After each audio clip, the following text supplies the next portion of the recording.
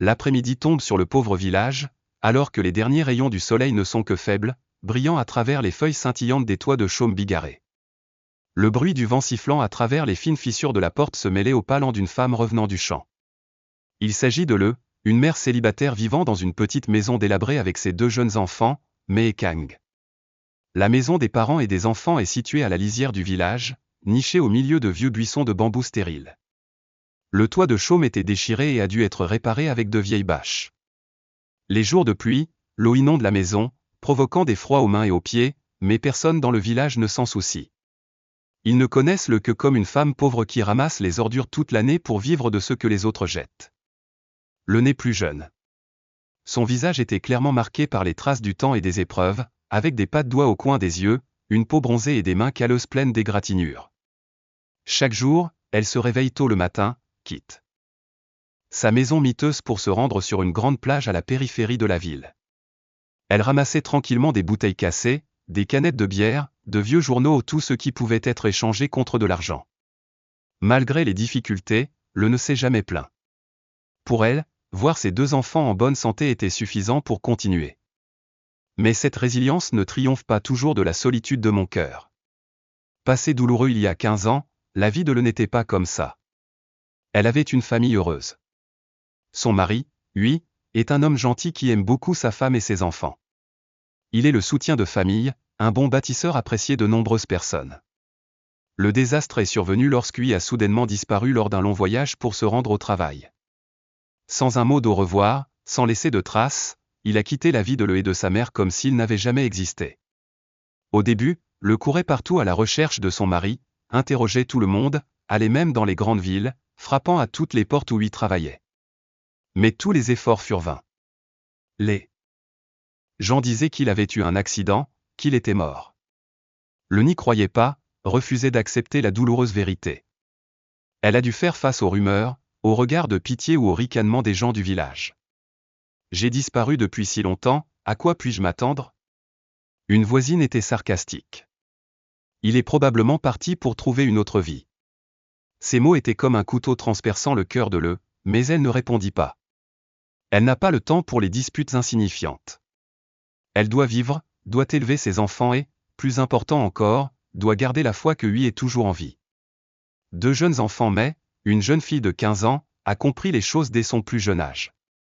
J'essaie toujours d'aider ma mère à faire la lessive, à cuisiner et à m'occuper de mon jeune frère.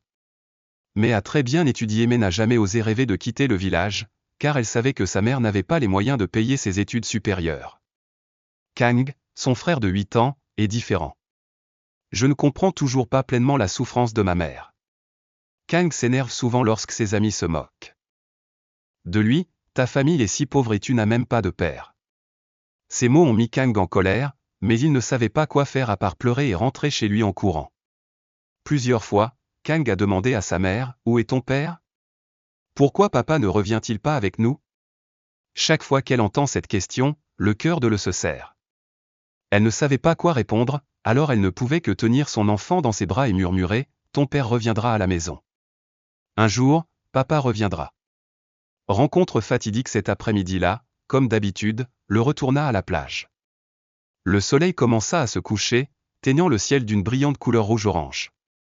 Le paysage est étrangement beau, mais pour Le, ce n'est qu'un élément familier de la vie quotidienne. Elle se penchait pour ramasser chaque rebut, ses mains étaient agiles, ses yeux concentrés. Le bruit d'un klaxon de voiture au loin la fit sursauter.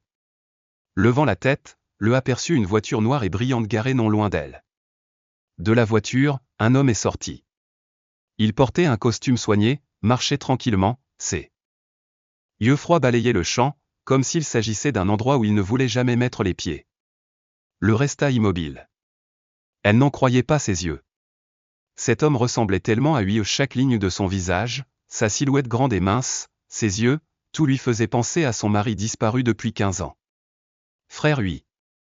Son nom tombait de ses lèvres comme le bruit d'une brise, mais dans son cœur, il résonnait comme le tonnerre. L'homme s'arrêta et tourna la tête pour la regarder. Pendant un instant, leurs regards se croisèrent. C'était comme si le temps s'était arrêté. Mais les yeux de l'homme étaient seulement froids et étranges. Il fronça les sourcils, son visage montrant un malaise. Qui es-tu? demanda-t-il d'une voix définitive et distante. Tu ne me reconnais pas? Je m'appelle ta femme. Elle se rapprocha, ses mains tremblantes comme si elle voulait le toucher, pour s'assurer que ce n'était pas un rêve. L'homme recula d'un pas, les yeux plus froids. Je ne sais pas qui tu es. Désolé, vous vous êtes trompé de personne. Après avoir dit cela, il s'est retourné, et monté dans la voiturée. Est parti, laissant le abasourdi au milieu du vaste champ. Il vit dans cette villa au bout de la rue Tudo. Le sentit son cœur battre fort. Agne. Son nom de famille est Agne. Cela semble si étrange. Mais ce visage, ses yeux, elle n'arrivait pas à les situer. Il y a quelque chose de très contradictoire entre l'homme qu'elle a rencontré et le lui qu'elle a connu autrefois. Elle a décidé de se rendre à la villa indiquée par la femme. Mais dès qu'elle a atteint le portail, elle a été immédiatement arrêtée par un garde. Que veux-tu? C'est un espace privé. Le dit timidement, je veux juste voir Monsieur Agne, il y a quelque chose d'important à dire. Le garde fronça les sourcils et la regarda de la tête aux pieds. Avec ses vieux vêtements et son apparence austère, elle ne s'intégrait absolument pas au paysage d'ici. Monsieur Agne n'accueille pas les étrangers.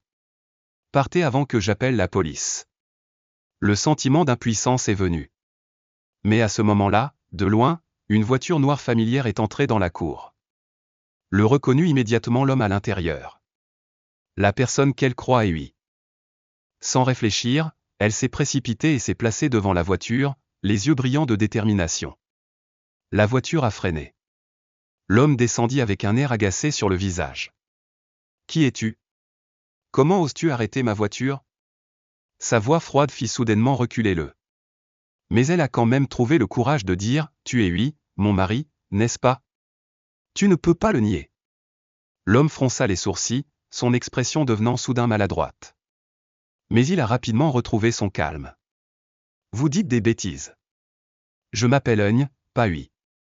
S'il vous plaît, arrêtez de me déranger. Face à sa détermination, le sentit son cœur se briser. Mais ses yeux à ce moment-là, ses yeux d'évitement et de confusion, trahirent ses paroles. Elle ne pouvait pas se tromper.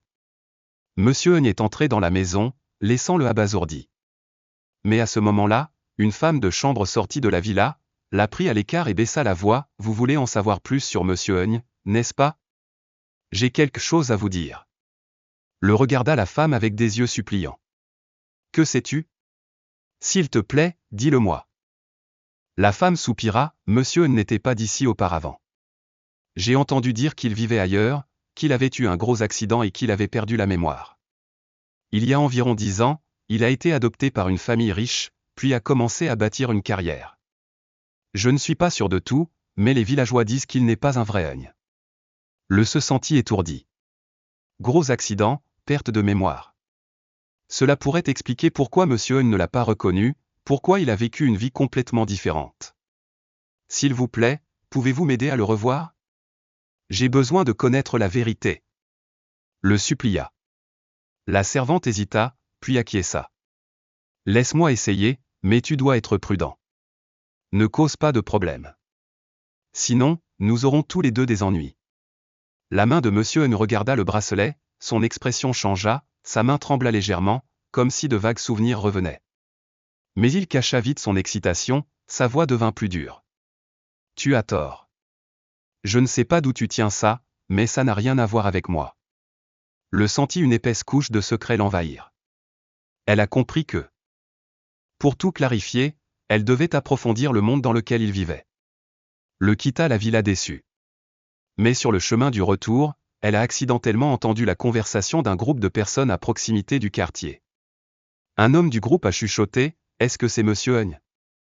Il a dit que lorsqu'il était jeune, il a eu un grave accident, a disparu pendant plusieurs années, est revenu soudainement et est devenu président d'une grande entreprise.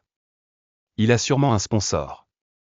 Le s'est arrêté, l'accident était grave. » Elle se souvenait de ce que la femme de chambre avait dit la veille, il semblait y avoir une coïncidence effrayante entre le passé de Monsieur Agne et la disparition de lui.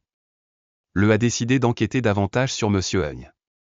Elle a retrouvé un vieil ami de lui, Tang, qui travaillait avec lui dans l'usine de bois avant sa disparition. Lorsqu'il entendit le mentionner l'accident, Tang fut stupéfait et son visage pâlit. Si cet accident est vrai, alors les choses ne sont pas simples. Ce jour-là, lui a découvert une importante affaire de corruption dans l'usine. Il avait l'intention de le signaler, mais quelques jours plus tard, il a disparu. Les gens ont dit qu'il était mort dans une explosion, mais personne n'a retrouvé son corps. Les paroles de Tang semblèrent frapper les oreilles de Le. Elle n'en a jamais eu connaissance. Lui a-t-il été blessé? Cet accident était-il plus qu'un simple accident? Le retourna à la villa, cette fois déterminée à faire face à la vérité. Elle a parlé directement à Monsieur Hung. Si tu n'es pas lui, laisse-moi partir. Mais si tu es vraiment lui, tu ne peux pas te cacher éternellement. Quelqu'un veut te faire du mal, peut-être qu'il t'a amené ici, te transformant en un pion entre ses mains. Monsieur Hung était stupéfait. Les paroles de Le semblaient toucher la peur au plus profond de son cœur. Je ne sais pas de quoi tu parles, sa voix tremblait. Je sais très bien, continua Le. Réfléchissez. Qui vous a sauvé après cet accident? Qu'ont-ils fait pour faire de vous quelqu'un d'autre? Êtes-vous vraiment Monsieur Chi ou juste une couverture qu'ils ont créée? Monsieur Chi s'est assis sur la chaise, se tenant la tête avec ses mains. L'image d'un homme froid et puissant semblait disparaître. Au lieu de cela, il y a une personne déchirée par de vagues souvenirs. Peut-être que j'ai besoin de temps, dit-il avec ambivalence. Le regardait, son cœur lui faisait mal. Mais elle sait que ce n'est que le début de la bataille pour retrouver le mari qu'elle aime. Elle devra faire face à des forces dangereuses et à des secrets plus terribles qu'elle ne l'aurait jamais imaginé.